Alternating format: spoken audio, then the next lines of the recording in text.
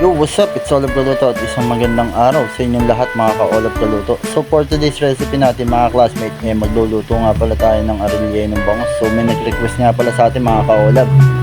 At may nagbigay rin sa atin ng mga kaibigan natin ng bangus.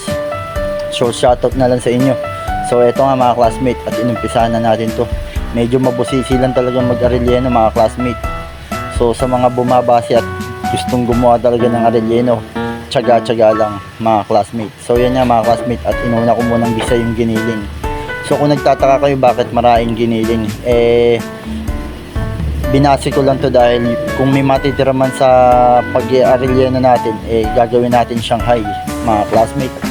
So yan nga mga classmate, pinakita ko na sa inyo yung mga ingredients na ating gagamitin para sa ating arilyeno. So yan nga mga classmate. So isasangkutsa na rin natin yung hinimay natin na bangus.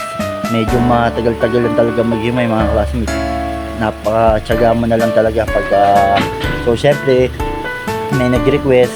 So ito na nga mga classmate, bakangani, tampolots na naman.